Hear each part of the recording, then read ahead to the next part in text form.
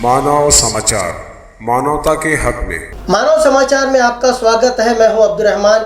आइए देखते हैं आज की खास खबर। आज 1 जनवरी 2022 को 12 नवंबर 2021 के पथराव मामले में मुलजिम बनाए गए मुस्तकीम डिग्निटी और अब्दुल रहमान शाह की जमानत के ताल्लुक से सुनवाई हुई।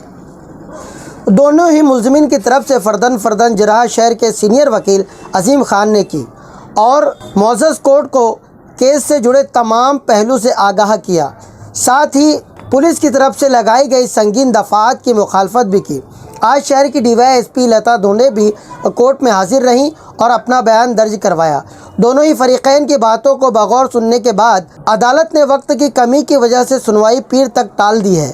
अब पीर के रोज़ सरकारी वकील की दलाइल सुनने के बाद मुअज़्ज़ज़ जज जमानत के ताल्लुक से अपना फ़ैसला सुनाएंगे।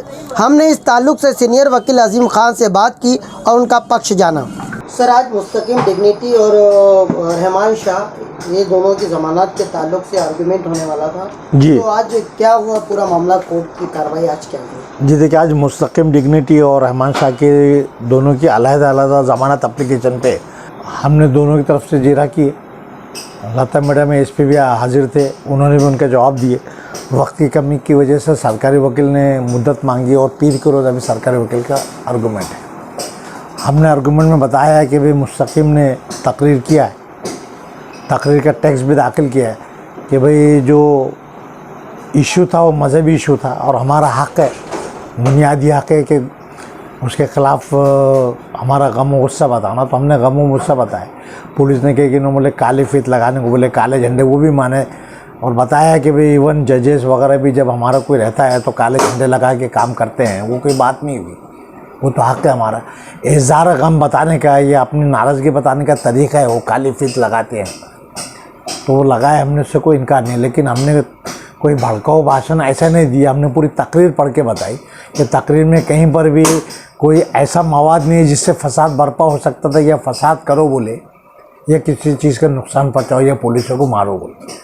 महज तकरीर की है तो सियासी तौर पे इनको अटकाया गया, कई वजूहत है उसकी। दूसरा बताया कि पुलिस ने हमको अरेस्ट नहीं किया, जब हमारा नाम मिला हम बाहर गए हुए थे, इनके पॉलिटिकल जो बैकग्राउंड थे ये बेंगलोर वगैरह गए हुए थे काम से। आने के बाद मालूम हुआ तो हमको सरेंडर किए।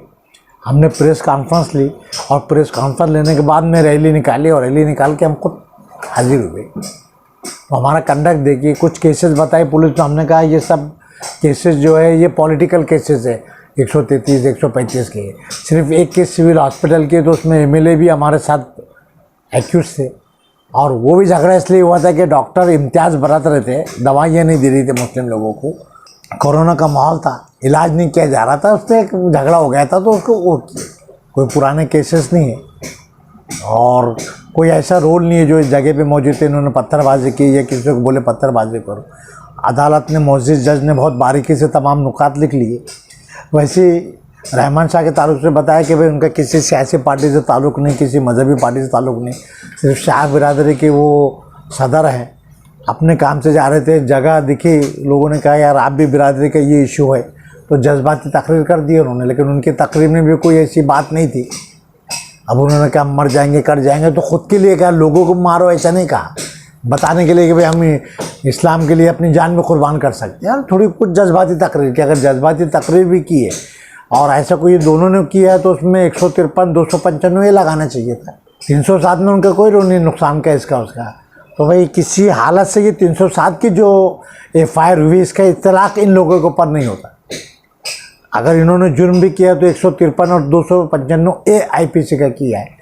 जो तकरीर का मवाद है, अगर वो मवाद से कुछ होता है तो उसके तहत पुलिस स्टेशन ने 2 अलग से जुर्म की है, तो उसमें इनको कोई एक्यूज बनाना चाहिए। अदालत ने बखौर तमाम नुकात जो हमने बहस किए लिख लिए हैं। लता मैडम ने भी जनरल बताया कि भाई इन लोगों की जब ताकत नहीं थी, ये जलसा नहीं निकालना चाहिए था, इससे ये हो गया। ऐसा कोई मखसूस की ऐसा नहीं बताए हैं, पुलिस तो अपने जो है वो बताए हैं।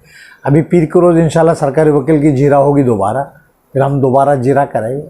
ऐसे हम इंशाल्लाह पूरी उम्मीद है कि अदालत का रुख बदला हुआ रहेगा और रवैया नर्म रवैया हो जाएगा। जहाँ तक तकरीर की बात है, अभी तो जैसे तकरीरों का मौसम ही चल रहा है जी, बिल्कुल सही बात है। सोशल मीडिया देख रहे होंगे तो न सिर्फ एक धर्म विशेष के ऊपर जो है भड़काऊ बयान दिए जा रहा है, बल्कि अब तो और राष्ट्रीय पिता महात्मा गांधी तक को जो है बिल्कुल। अब बख्शा नहीं जा रहा है। उन लोगों के ऊपर इस तरह की संगीन धाराएं नहीं लगाई जाती और जनरली जो है यही चीज़ हमने बताई है पुलिस को कि भाई ये पॉलिटिकली अरेंज किए इन्होंने, और 3 कंपार्टमेंट में ऑफिस बताए, एक एक चीज़ बताई कि भाई जिन्होंने ये मैनेज किए उनके ऊपर किए, जिन्होंने तकरीर की उनके ऊपर, और जिन्होंने हिस्सा लिए उनके ऊपर।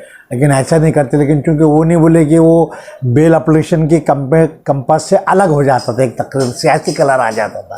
हालांकि कोर्ट को बताया कि भाई ये हेट स्पीच कुछ भी नहीं है, इससे ज़्यादा तो हेट स्पीच पूरे मुल्क में चल रही है, हवाला दिया है हमने।